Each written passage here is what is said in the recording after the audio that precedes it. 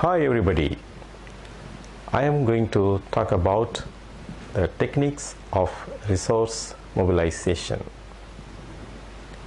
Disability is a term considered to be a part of human condition since everyone at some point of life experiences some form of impairment, either permanent or temporary.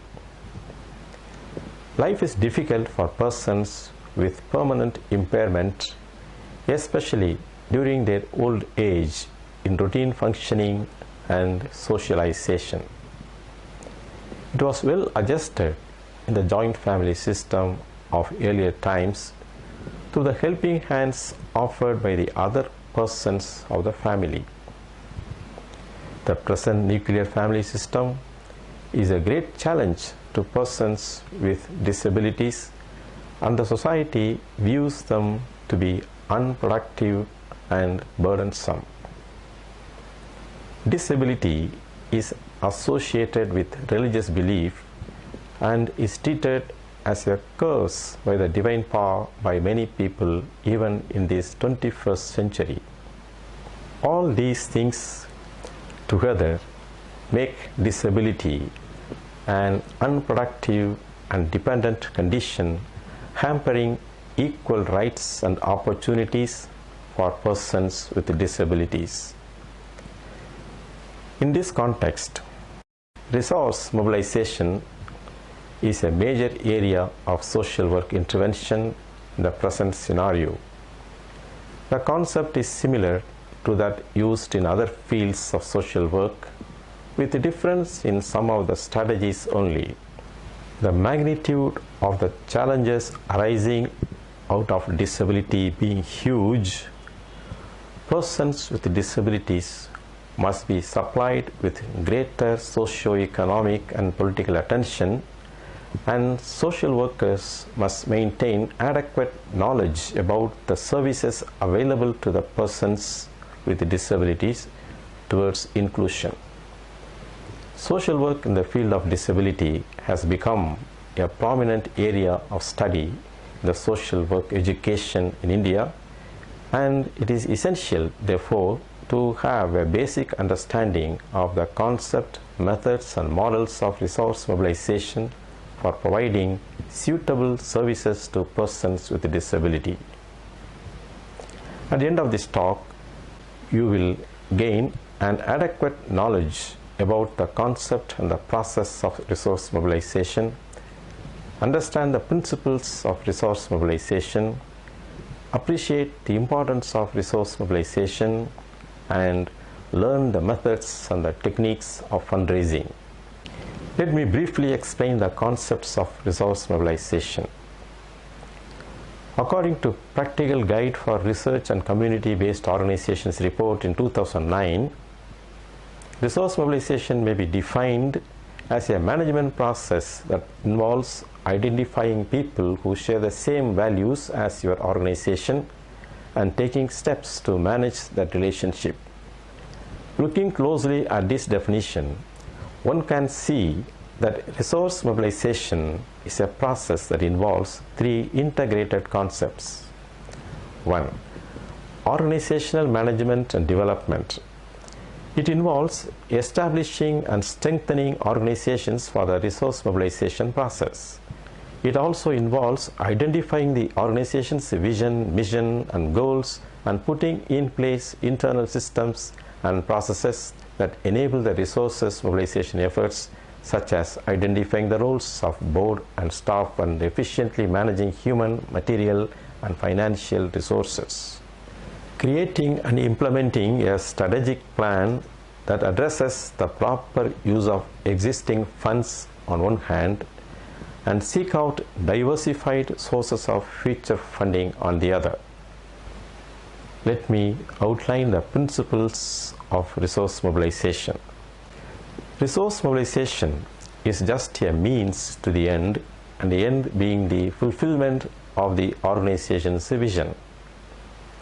Resource mobilization is a team effort and involves the institution's commitment to resource mobilization, acceptance for the need to raise resources, and institutionalizing resource mobilization priorities, policies, and budget allocation.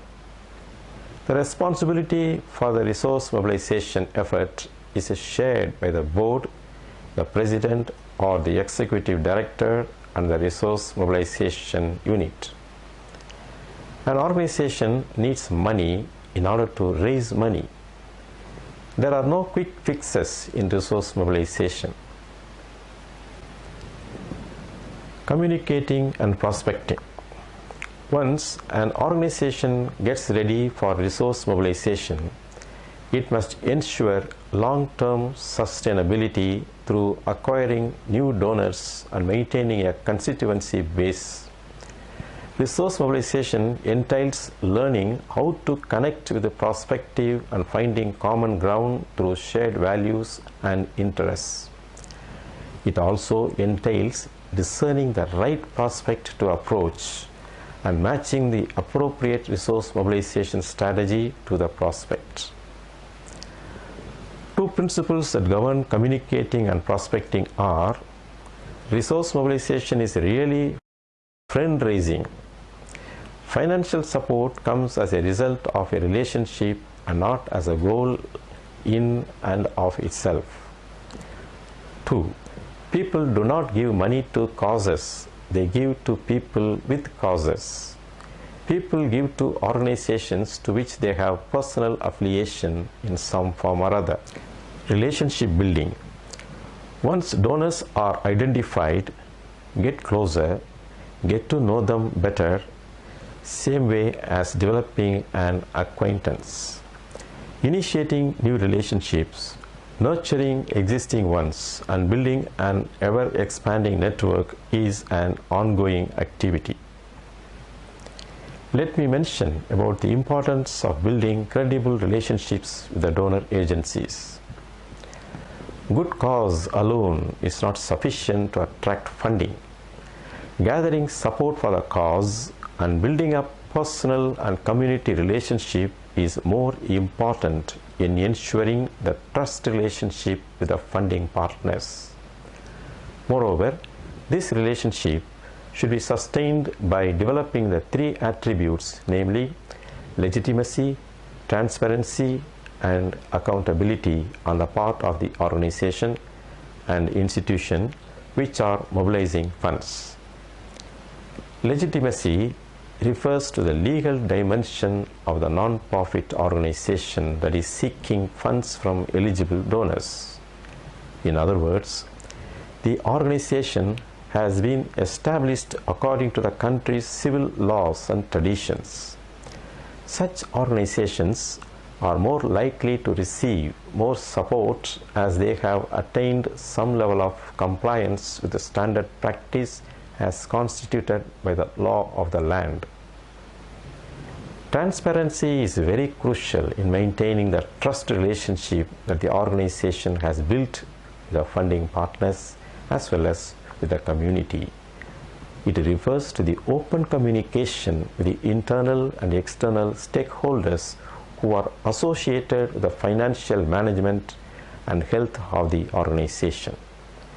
It is a valuable asset of the organization which is able to disclose information about their programs, outcomes, and the financial transactions and investments to anyone who is interested to know more about the organization.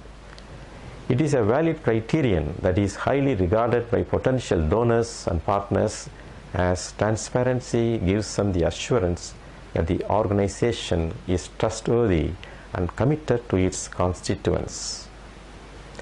Accountability is the organization's ability to stand up for its mission and to be guided by effective management and financial principles. It denotes that the organization is rendering services in a responsible manner, manages its resources judiciously, and reports back to the donors regarding the use of the donated funds. Such organizations will earn the goodwill and support of the public and the funding agencies. Thus, it is of paramount importance to build a credible relationship with the donor agencies by being legitimate, transparent, and accountable, and funds will flow in as a byproduct of this relationship. Let me mention the principles involved in relationship building. 1. Donor cultivation means bringing the prospect to a closer relationship with the organization, increasing interest and involvement. 2. Start at the bottom of the resource mobilization pyramid to get to the top. Some of the guidelines for strategic networking are: begin with the end in mind, know your audience, keep the intentions of the donor in mind, listen and be prepared to explain elements of your organization to the donor, prepare your talking points in advance, leave critical information behind, and follow up. Resource mobilization is commonly used in similar meaning with fundraising. Fundraising is just a part of it or only an outcome of resource mobilization efforts. Resource mobilization includes building valuable contacts and networks and garnering the interest, support, and contributions of people important to the organization. Let me outline the reasons for the importance of resource mobilization.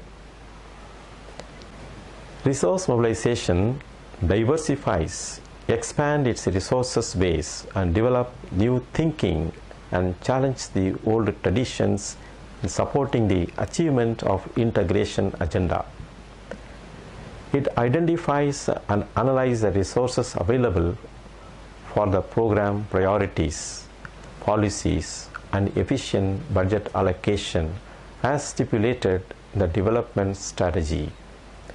It understands current donor funding landscape, resource availability, and support commitment. It helps to maximize the use of domestic capital and skills to expand deep relations with stakeholders, and it provides continuity and stability to the organization and its work.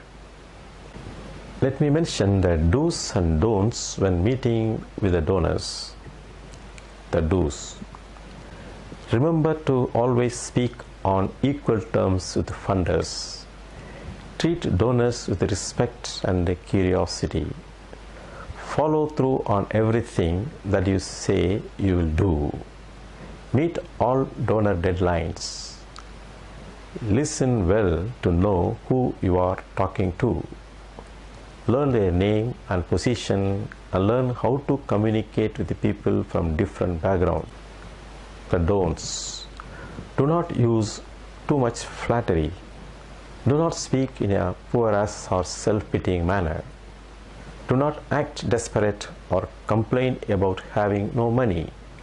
Do not call a potential resource provider too often or talk for too long. Do not hurry or rush the funder. Let me now state some of the tips for starting a conversation. Use questions to get started. Listen well and patiently. Do not deny objections, but find a positive way to answer them. Do not ask until you feel the time is right, then ask for the specific amount. Always base your appeal on facts rather than emotion. Mention if you have support from other donors. Offer a written proposal if necessary. Be flexible and understanding.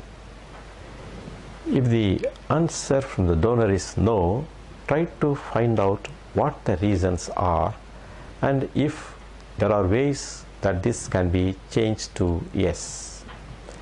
Suggest a follow-up meeting if necessary. Let me outline the items of information that can be shared during meeting. Annual reports, stories or case studies or photos, testimonials or letters of support, a standard short description of your project, newspaper articles or press coverage about your organization, and business cards. It is good to be aware of the level of participation of donors in the meetings. and let me point out some of the levels. Passive participation. Participation by giving information about other sources of donations. Participation by consultation. Participation by sharing material incentives. Functional participation. Interactive participation, and self-mobilization. Situational analysis helps organizations to identify their positions before planning for an action. Development organizations plan methodologies that contribute to the viability and sustainability of the communities with which they work. Situational analysis is conducted for various reasons, like assessing organizational performance, various skills and knowledge areas, motivation and environmental influences on its performance, and so on. Let me mention the internal factors as well as the external factors which a situational analysis can give. Internal factors: affirm resource mobilization successes to date, provide a sense of history and present the organization's evolution in its responses to changes in the funding environment.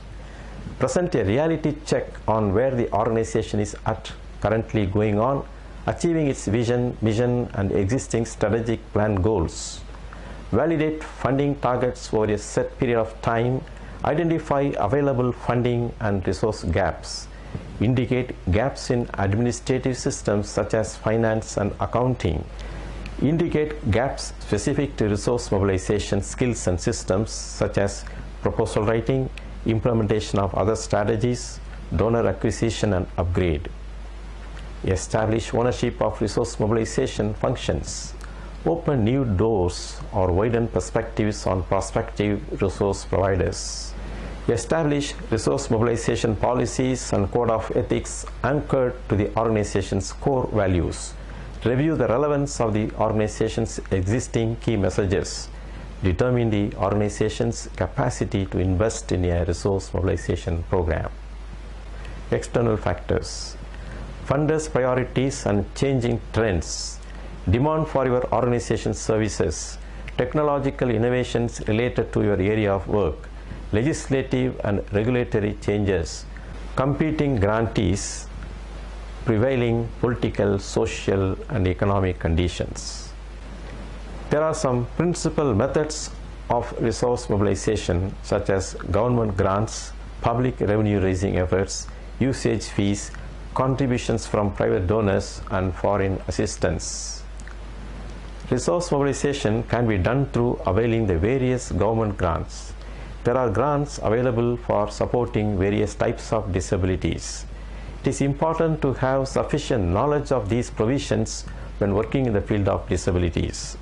Some of the grants of the state and central governments are dispersed at DDRO levels, like self-employment assistance, while some other grants are available with the health department.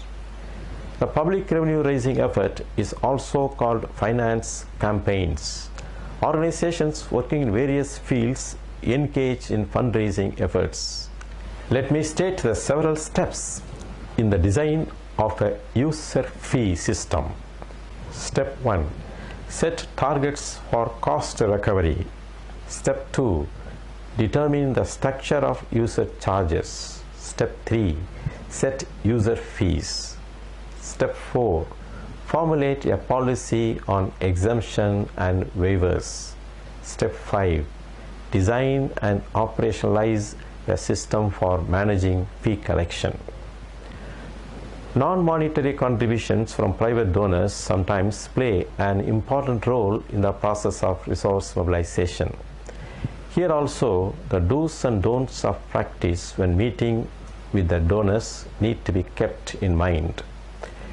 Let me outline different types of support.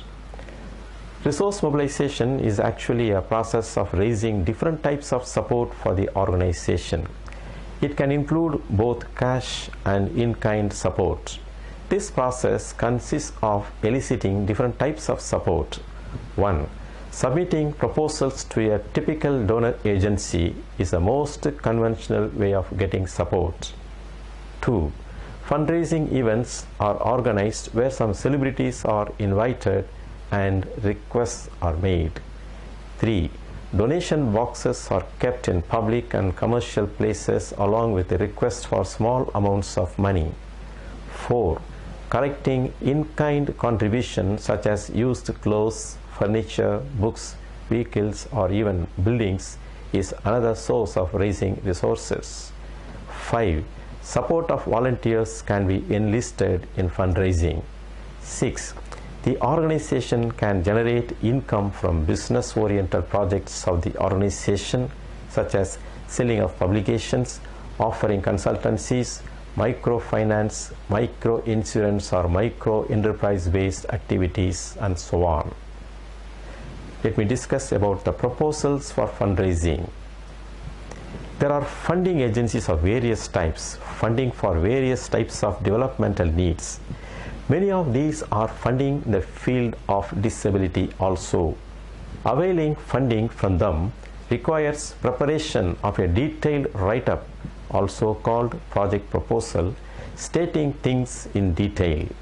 A proposal must convince the prospective donor of two things such as the significance and the magnitude of the problem and measures for its solution.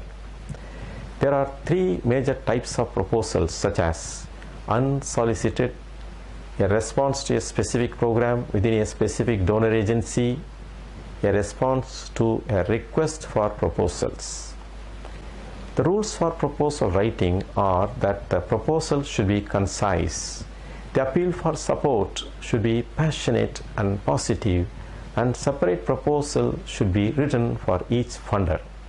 Proposals should include chapters such as title or cover page, the name of the organization, contact details, name of the program and so on, letter of intent, proposal summary or executive summary, statement of need or a problem statement, program description in terms of goals, objectives, method and so on, project plan for funding period mentioning the milestones over certain delivery period and with the estimated cost, monitoring and evaluation plan, organizational information focusing on the history, structure, board of trustees and so on, and the budget.